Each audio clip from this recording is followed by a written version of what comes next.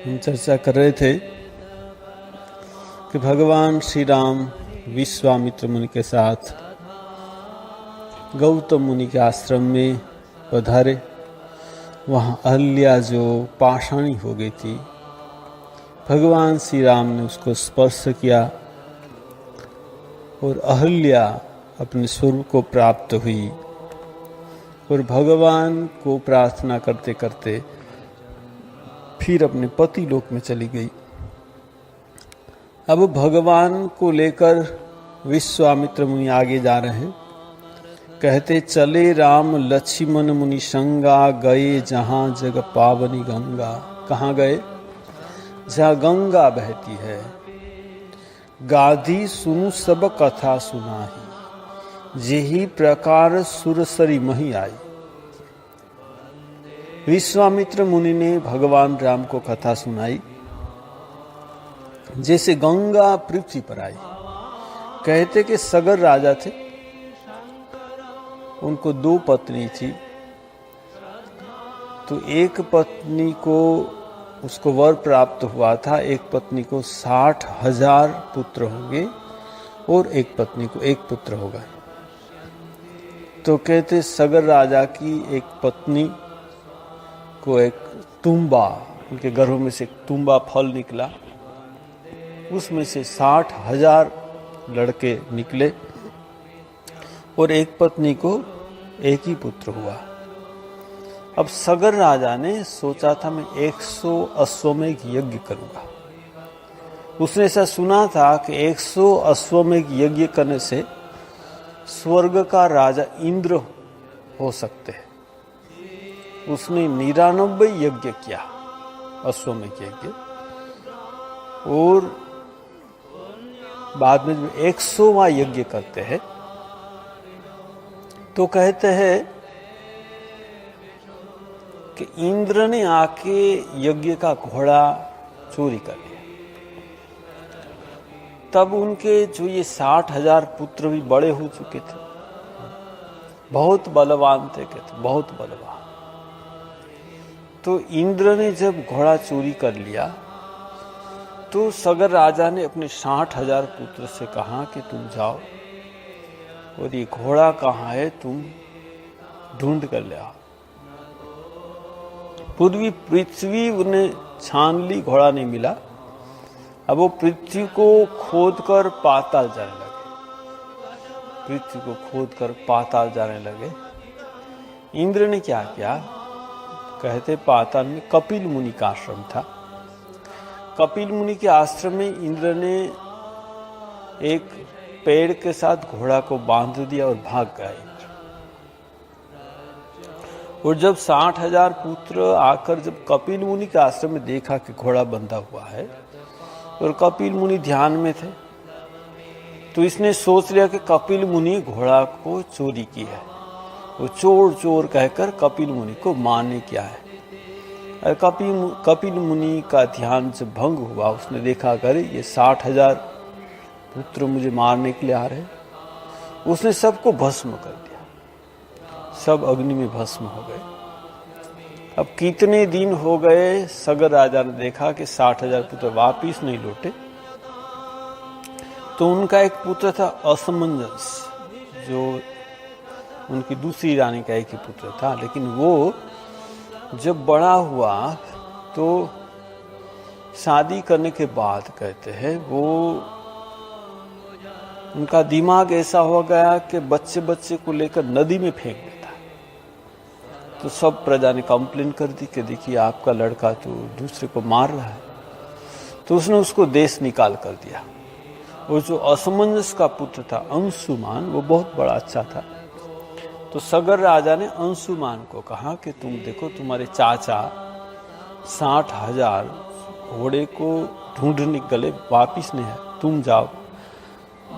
अंशुमान खूब धैर्यवान, विनयी, बहुत अच्छा पुत्र था। वो जहाँ जहाँ जाता था ऋषि मुनि की सेवा करता था और पूछता था कि मेरे चाचे के बारे में आपको पता है कुछ। ऐसे करते करते वो कपिल मुनि का आश्रम आया और वहाँ पूछा कि मेरा 60,000 चाचा घोड़ा को ढूंढने के लिए आया था, आपने क्या देखा है? तो कपिल मुनि ने कहा, हाँ यहाँ आए थे, मुझे मारने के लिए आ रहे थे, मैंने सबको भस्म कर दिया। तो वहां देखा कि उनके 60,000 चाचा की आत्मा भटक रही। कपिल मुनि ने कहा कि इनकी सदगति तभी होगी जो इन्हीं भस्म पड़ी हुई ना, तुम जो गंगा को ले आओगे स्वर्ग से, गंगा का जल का स्पर्श होगा ये भस्म को, तो इनकी सदगति होगी। तो उसने सुनकर वो अपने दादाजी के पास गया और कहा कि देखिए ये तो कपिल मुनि सबको भस्म कर दिया, तो गंगा को ले आएंगे तो उनकी सदगति होगी। सगर राजा को बहुत दुख हुआ। सगर राजा ने 100 अश्वमेघ यज्ञ इसीलिए कर रहा था कि इंद्र बनने के लिए, लेकिन जब उसने सुना कि इंद्र ने घोड़ा को चोरी किया, तब उसने सोचा कि इंद्र बनकर भी घोड़ा चोरी करना पड़ता है, तो अब मुझे इंद्र नहीं बनना है। ठीक है, देखिए इंद्र बनने के बाद भी घोड़ा चोरी करने की इच्छा है, तो मुझे अब यज्ञ करने की जरूरत ही नहीं, ऐसा इंद्र बनने से क्या लाभ। तो उसने स्वर्ग को लाने के लिए साधना की, स्वर्ग से गंगा को लाने के लिए साधना की, तपस्या की। उसने जो राज्य था वो अंशुमान को दे दिया, वो तपस्या में चले गए। सगर राजा का देहांत हो गया। अब अंशुमान का जो एक लड़का हुआ दिलीप, अंशुमान ने भी जब दिलीप बड़ा हुआ, दिलीप को राज्य दे दिया। अंशुमान भी तपस्या करने गया, गंगा को लाना है। अंशुमान ने तपस्या की, लेकिन उनका भी देहांत हो गया। बाद में दिलीप का लड़का हुआ भगीरथ, दिलीप राजा ने भी तपस्या की गंगा को लाने के लिए, उसने भी उनका भी देहांत हो गया। भगीरथ ने भी तपस्या की, और भगीरथ की तपस्या से ब्रह्मा प्रसन्न हुए और कहा कि स्वर्ग से मैं गंगा को पृथ्वी पर ले आना चाहता हूं। तो ब्रह्मा ने कहा, देखो गंगा तो आएगी तुम तपस्या की, लेकिन गंगा का वेग धारण कौन करेगा? तुम शिव को प्रसन्न करो, भगवान शिव गंगा का वेग को सहन कर सकते हैं। तो फिर भगीरथ ने तपस्या की भगवान शिव की। भगवान शिव प्रसन्न हुए, क्या चाहते हो? बच्चे मैं गंगा को पृथ्वी पर ले आना चाहता हूँ, आप उसको आपकी जटा में धारण कीजिए। तो भगवान शिव ने कहा ठीक है, वैसा ही करूँगा। अब गंगा को कहा तुम पृथ्वी पर जाओ, उसने कहा मेरा वेग कौन धारण करेगा? तो भगवान शिव जी। तो गंगा को अभिमान था कि मेरा वेग इतना तेज है कि शायद शंकर भगवान पाताल में चले जाएंगे। उसने बहुत बड़े तीव्र वेग से जब आई, उसको अहंकार था, तो भगवान शिव ने उसको जटा में ऐसे बांध दिया वो निकल ही नहीं पा रहे। अब निकलती नहीं तो भगीरथ ने फिर भगवान शिव को कहा, करे प्रभु निकालिए, वरना मैं पृथ्वी पर कैसे ले जाऊंगा। तो भगवान शिव ने गंगा को निकाला।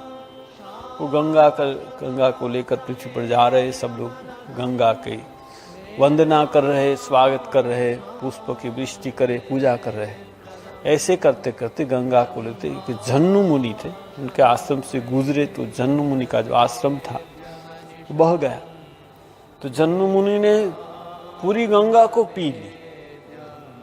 गंगा को पी लिया तो भगीरथ ने कहा, अरे मैं तो गंगा को गंगा सागर तक ले जाना चाहता हूँ, कपिल मुनि का आश्रम तक, आप कृपा कीजिए। तो जन्नू ऋषि ने फिर गंगा को बाहर निकाली, इसलिए गंगा का दूसरा नाम जाह्नवी हुआ।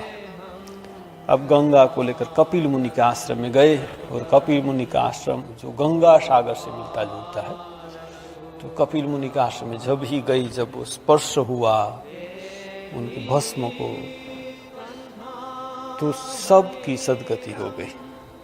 तो ये गंगा अवतरण की बात विश्वामित्र मुनि ने भगवान राम को सुनाई कि जहाँ भी हम तीर्थ में जाते हैं वहाँ तीर्थ का महात्म्य सुनना चाहिए।